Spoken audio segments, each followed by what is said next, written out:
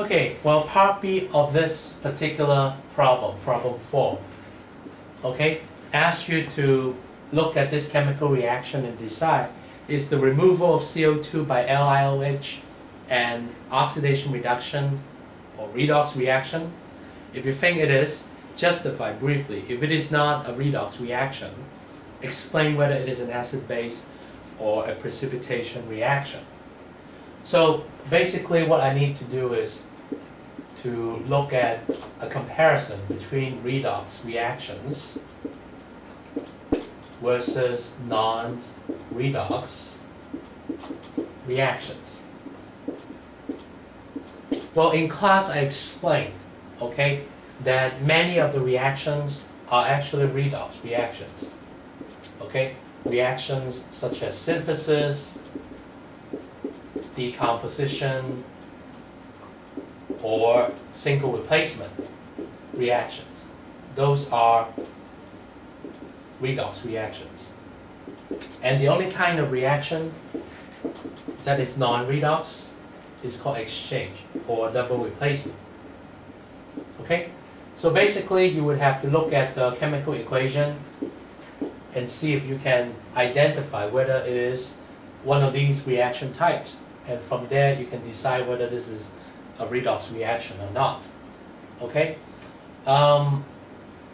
So if you look at this particular set of reactants, you got CO2, LiOH, and your products is Li2CO3 and H2O. Okay? Now you look down the list, right? Whether you might think it is a synthesis reaction, and if so, you would have to basically justify why it is a synthesis reaction. Is it decomposition? Is it synthesis? Is it a single replacement? Well, there's no easy way to decide, okay? Because some of the reactions, some of the simple reactions are actually pretty obvious, but this one is not. This one is not a simple reaction. So you might wonder, okay, is this one of the three that would allow me to answer the question that yes, this is a redox reaction, okay? Or is it one of the non-redox reactions? You got acid-base reaction as well as precipitation. It's pretty easy for us to say this is not a precipitation reaction because a precipitation reaction would involve mixing two solutions, okay, and recovering a solid product. There's no solid in this reaction, okay, there's no solid recovery. So this is not a precipitation reaction, okay. The only thing we need to check seems like, okay, other than to think whether this could be a synthesis, a decomposition, or a single replacement, is to think whether this is an acid-base reaction. Now, how do I know that this is an acid-base reaction? Okay, or how can I decide? Well, you try to look for the presence of an acid or the presence of a base. Okay, in this case, I see a base. Okay, because lithium hydroxide is a base. It contains OH, so that tells me that this is a base. Okay, and yeah, this guy probably an acid. Okay, it's difficult to tell. Okay, but what this is going to do is, well, the acid is going to neutralize the base to form water. Okay, and you know, something which is relatively neutral. Okay, as far as having acid-base property, it has neither the property of an acid or a base, so it is a relatively neutral compound in the acid-base sense. So, okay, forming water, that's a good sign that this is an acid-base reaction. Forming a neutral compound that just simply dissolves in the solution without giving the solution any acid-base properties, this is another good sign that you know, this whole chemical equation, this whole chemical reaction falls under the description of an acid-base reaction. And since acid-base is an exchange reaction, I can comfortably say that this is a non-redox reaction, whatever this is, okay? It's likely an acid-base reaction, and therefore it is an exchange reaction and also a non-redox reaction. So it's not one of these reaction types that falls under a redox reaction category. Okay? So this is not easy, but what you need to do is to understand some of the ways that we look at chemical reactions, okay? Know the different reaction types, and be able to explain your reasoning. If you give me an answer without a proper reasoning, your answer is not going to be worth very much. Whereas if you actually give a reasoning to your answer, then even though your answer is incorrect, your reasoning will still get you some points on the exam. Okay? So reaction types, all right, we talk about. Part C actually asks you to assume that the reaction is exothermic. So it really make you think about these two ideas: exothermic versus endothermic reactions. Okay, exo means leaving, or going out. Thermic means heat, so heat is going out of this reaction. Whereas endothermic is heat entering the reaction, and therefore these two are opposite processes. And I expect you to know these so-called energy diagrams. Okay, so basically you plot E or H. Okay, let's say you plot H, which is potential, some sort of potential energy. Okay, and you plot the energies of the reactants and products. So if your reactant is over here and your product is over here, then the energy gap between the two informs you that, well, this is the amount of energy we call delta H in the form of heat that you must add to the reaction, because the reactant is only here as far as energy, but the product is up here. Where does the product acquire that energy? Well, you have to give it externally to the reaction in order for the reaction to go forward. So you would have, basically react the reactants to form products at a higher energy state. So the difference in the two states of energy is called the delta H. Okay, delta H is the symbol for change in enthalpy, which I don't expect you to know exactly what this is, but that's what it is called. So when heat enters a chemical reaction in changing the reactant to the product, we call this an endothermic reaction. So this is the diagram for the endothermic reaction. Okay? And I'm going to sketch the one for exothermic, which is very simple because all you're looking at is a certain amount of energy, but it's not energy being taken in as the reaction occurs, but it's energy being released as the reaction occurs. So we call these heat-releasing reactions, also called exothermic reactions. And part C is actually quite simple because it's asking you to assume that this reaction here is exothermic, and it's basically asking you to write a thermochemical equation and to draw an energy diagram, okay, an appropriate energy diagram to support or to help explain the thermochemical equation. Okay, so the assumption is that the reaction is exothermic, which means that heat is being released, and an exothermic reaction has an energy diagram that looks like this. So this is what you need to sketch to answer the question.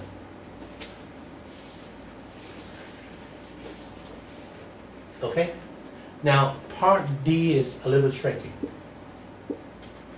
Okay, and part D basically says that predict the sign of delta S for the removal of carbon dioxide by lithium hydroxide. Okay? Predict also the sign of delta G. Okay? According to the equation, delta G equals to delta H minus T delta S. And using whatever you know about the reaction itself to help you figure out the signs of delta H and delta S. Okay, so you need to predict delta S, delta G, and in order to predict delta G, you would also need to know the sign of delta H, because now you can fit the information into this equation and decide what delta G is. So of course, you need to know what is delta S and what is delta G. So in class I said, well, delta S is basically the change in the entropy, and delta G is a measurement of the spontaneity of a reaction. Okay? Now entropy is related to the word randomness. Okay? So if something has high entropy, you're basically saying that something has high randomness. Something with low entropy would indicate that something has low randomness. Okay, so you might want to think that you have, let's say liquid water versus steam. Okay, and steam would have a high entropy. Liquid water would have lower entropy. Right? Steam has higher randomness, and liquid water has less randomness. And therefore, the evaporation of liquid water would increase the entropy. Okay, it would have a delta S value, which is greater than 0, increase in entropy. So if you take the final entropy, which is higher, okay, minus the initial entropy, which is lower, the bigger minus the smaller number will give you a positive result. So that is an indication of an increase in entropy. Whereas if something has a decrease in entropy, then delta S would be less than 0. Okay? So going back to this chemical reaction, it forms Li2O CO3 and H2O. And this is an aqueous solution. This is a liquid. Okay? So I asked you to predict the sign of delta S. And basically you look at the equation and say, well, you begin with a solution, you end up with a solution. Okay, so that's not a very strong indication of what's going on. But take a look at this. You start with a gas, the carbon dioxide gas, and you end up with liquid water. Well, so it looks like somehow a gas becomes just liquid water. Okay, or a gas has become a liquid. Okay, and so basically, if you just take a moment and try to picture what's going on here. You start off with a solution. It's going to absorb the CO2 in the air, and basically it gives you a mixture of water with lithium carbonate. And basically what lithium carbonate is an aqueous solution. So that means the lithium carbonate is dissolved in water. So all you end up with is basically just one big solution. Whereas before the reaction, you have a solution as well as a gas. So now the gas becomes a solution. Has the randomness increase or decrease in this case? And it's very easy for us to say, okay, well, initially we have more randomness, and now we have less. So the randomness has decreased, and therefore delta S is less than 0. Okay? And that's essentially how you're going to decide whether delta S is greater than 0 or less than 0. Now, in the case of delta G, and I said delta G means spontaneity, the way it works is if delta G is less than 0, the reaction or the process is spontaneous going forward. Okay? And if delta G is greater than 0, then the forward process is non-spontaneous. Okay? In other words, if I measure the delta G for this reaction, and I end up with a positive value, it is informing me that thermodynamically, this reaction is not going to be going forward, okay, because it is non-spontaneous. Whereas if I figure out what delta G is associated with this reaction, and delta G is negative, it informs me that this reaction is spontaneous. Now I mentioned this equation, delta G equals to delta H minus T delta S, and you wonder, what is going on here, right? Well, delta H is the same delta H we looked at before, right? It's the difference in energy between the reactant and product, okay? So this is a positive delta H, and if you have the reactant here, the product here, this is a negative delta H, okay? So you can very easily tell me that this is the case when you have a negative delta H because the reaction is exothermic, okay, as what you're being told in the previous part C. This is part D. So I know already that delta H is negative. Now delta S is also negative, okay? Now delta S being negative, it also implies that when you multiply this negative number to negative T, right, and temperature is never negative. So you have a negative number multiplied by a negative number, you get a positive number over here, okay? The delta H value is negative, which means that you're adding a negative number to a positive number. And who knows whether you have overall a negative number or a positive number. It depends on which one is bigger, okay? So this way is basically a use of the chemical, the equation I give you, the equation I gave you, okay, except that it didn't work here because we end up with no conclusion because this is negative, this whole thing together is positive, and when you add a negative number to a positive number, it really depends on which number is bigger, and that number will decide, you know, whether the overall result, the sum, is going to be positive or negative. So the only thing we can do is basically go back and think about this chemical equation, okay, this chemical reaction, and whether the reaction is expected to be spontaneous or not. And of course, this reaction describes what actually happened on a spacecraft. So this reaction has to be spontaneous, or otherwise, all the astronauts are going to die if they, you know, if they get too much CO2 in the spacecraft and they don't have a way to remove the CO2.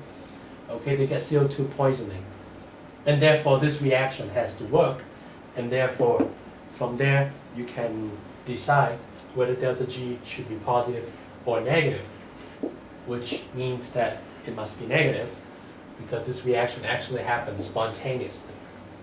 Okay, which is also going to tell you that, well, this reaction is very exothermic.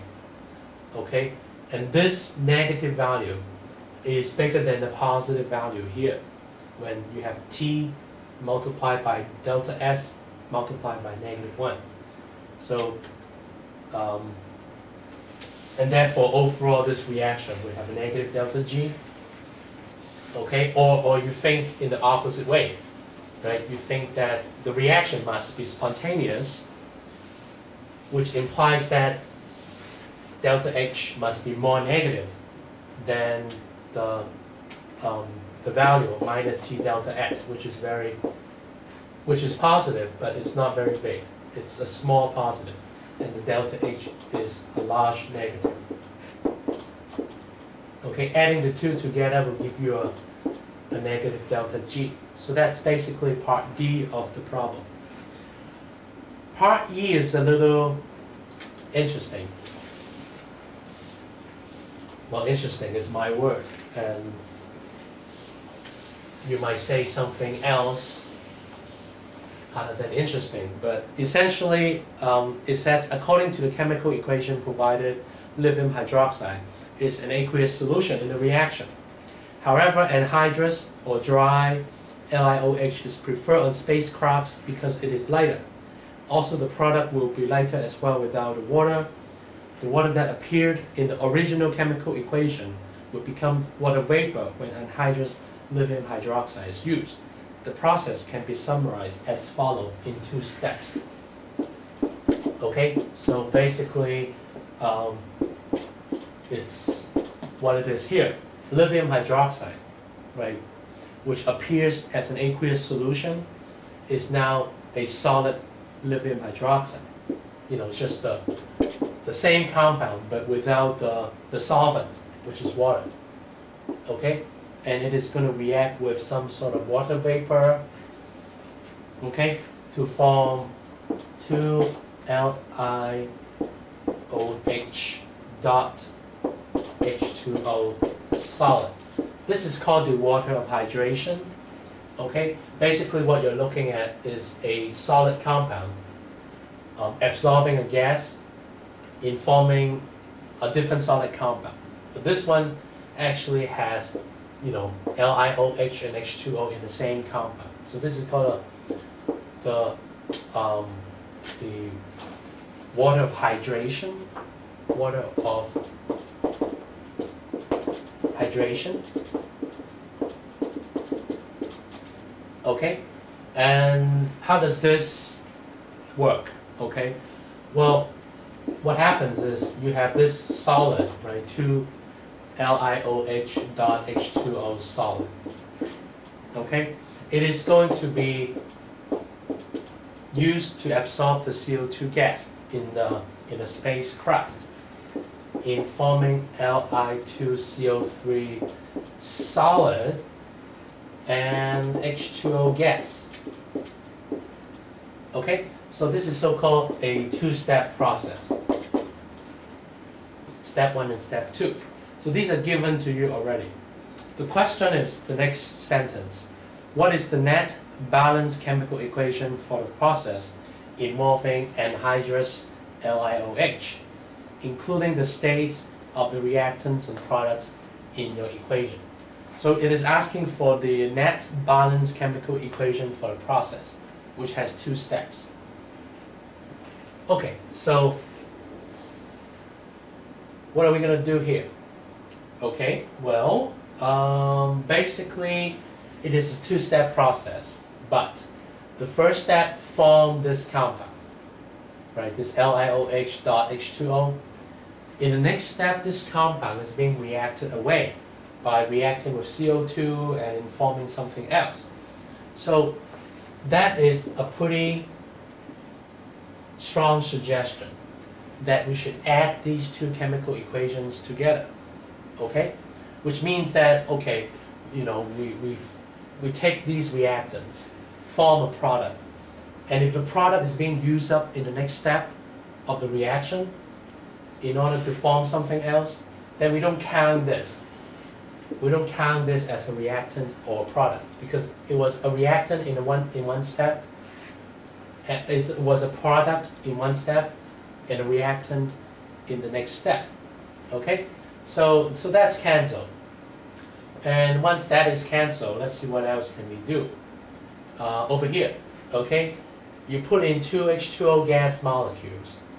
You get back one of them, which means what? Well, one of them is cancelled with one of them here. So one of them on the reactant side is cancelled with one of them on the product side. Okay, so you know, you put in 2 H2O molecules, you get back one of them, which means you only put in one, right? Because the other one you put in, you get it back. Okay, so let's summarize. Okay, because essentially we are done here. So we are going to just write what is left. So 2LiOH solid, that's the initial reactant, react with H2O gas. Okay, and that's going to react with CO2 gas to form, let's see what I have, this Li2CO3 solid. And I think that's it.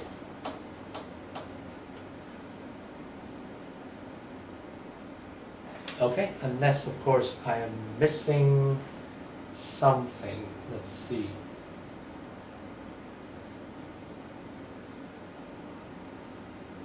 No, this is it. Okay, so let's see where the hydrogen goes. Because we had hydrogen here, and the hydrogen is not in the final product. So we got to figure out where the hydrogen goes. Okay, let's see. Okay, well, anyways, so we need to go and figure out where the hydrogen goes. But essentially, this is the way that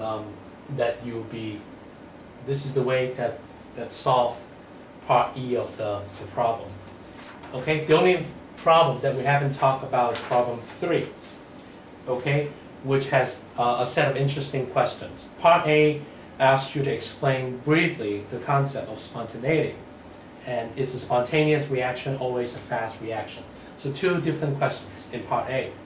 And as far as the concept of spontaneity, okay, I'll leave it up to you to consolidate your understanding of that concept.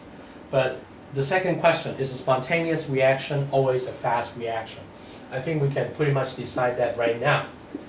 That fast or slow has nothing to do with spontaneity.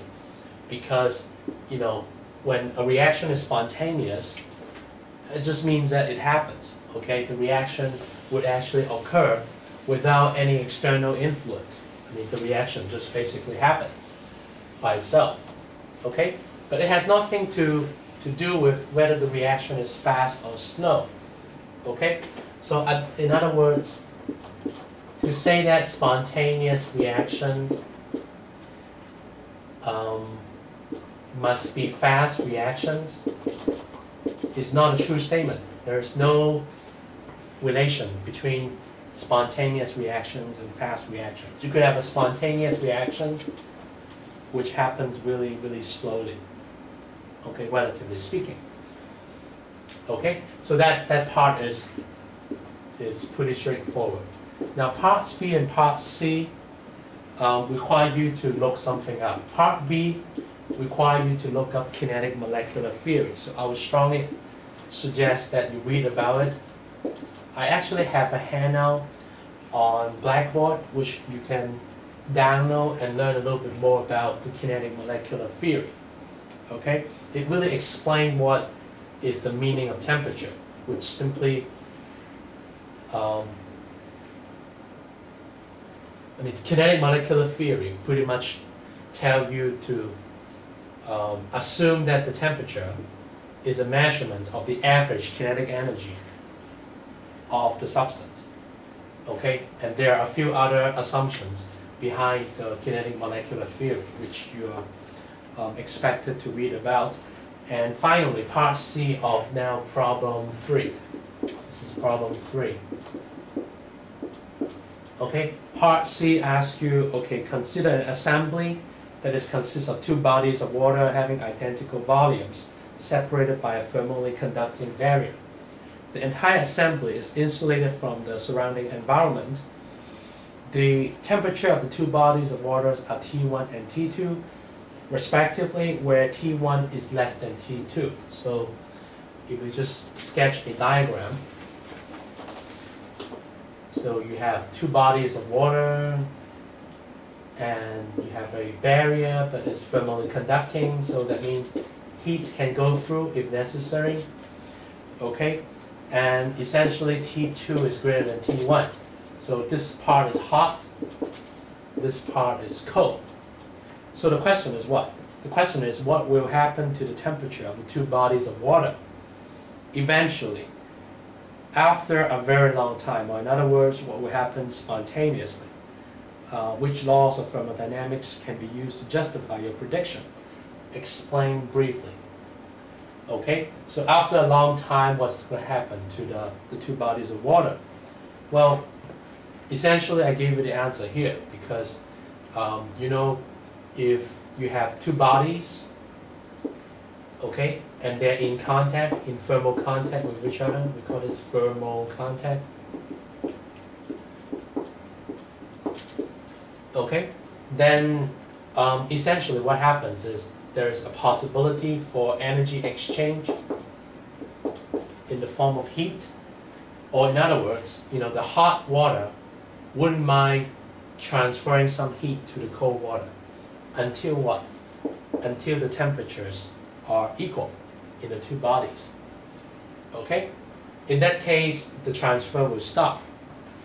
Okay? Because now both of these bodies of water would have the same kinetic energy. Okay? And therefore, there's no more heat transfer from the hot body to the cold body. So which law of thermodynamics is this? Okay? The first law of thermodynamics, first law, is basically a statement of the conservation of energy.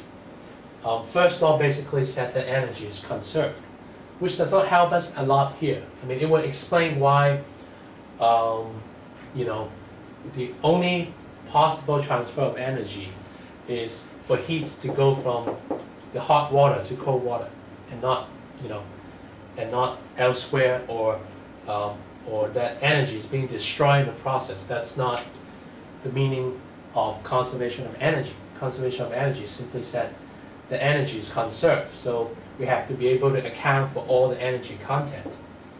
Okay, and therefore, the only way we can, you know, bring in first law in the explanation is to say that, well, if you have hot water, cold water, they're sitting next to each other, then the hot water will transfer exactly the heat content from one side to the other to make eventually the temperature to be equal to each other. And after that it will stop, okay? Because energy cannot be created or destroyed, which is not really saying much at all, okay? So we have to go elsewhere. We have to look at the second law of thermodynamics, which basically tells us that, you know, the world will, I mean, the universe will get more random. Okay? When a process appears spontaneously. Okay? So how do we tell whether the universe has gotten more random or not? Well, this body of water would actually get more organized because of the loss of heat content. But this body of water will get more disorganized or more random because now it's getting more hot, and therefore the molecules will have more energy to move about, and therefore this is getting more random. Okay? But knowing the very fact that, you know, when you have hot water mixing up with cold water, both of them will have an energy exchange. I mean, the hot water, cold water will have an energy exchange. Just knowing that, the fact that this is going to happen spontaneously, tell us that the second law is followed, because the second law is basically saying, you know, there are only certain processes that will be spontaneous, and those spontaneous processes will result in the universe becoming more random. And, you know, we are kind of answering the question backward in saying that, well, because the process actually happened, and therefore, you know, therefore, you know, because the process is spontaneous, okay, therefore the it's likely, okay, that the universe has gotten more random. Okay? Whereas the second law actually implies the opposite, that the processes that would result in the universe getting more random are spontaneous processes. But, you know, I guess we can go both ways. Okay? and argument will still stand. So that's basically a statement of the second law of thermodynamics. Okay, so it's a good idea for you to review these things, first law and second law. Okay, and that's pretty much it. That's what the exam is about. Of course, I said the more you know, the better you will do on the exam. So all I'm saying is you should take a look at the sample exam and judge for yourself, how much chemistry do you really know, and study the areas that you are not very comfortable, and and also make sure that for the areas that you feel comfortable, you also review and make sure that even though you feel comfortable, you are pretty sure that you can answer any question from that particular content area that I might ask you to answer on the exam. Okay, and that's basically it. Okay, I know this is already a lot to study, but who said chemistry is easy, right? So this is up to you to get your preparation in order and show up on Monday for the exam. And all I'm going to say is good luck and study hard.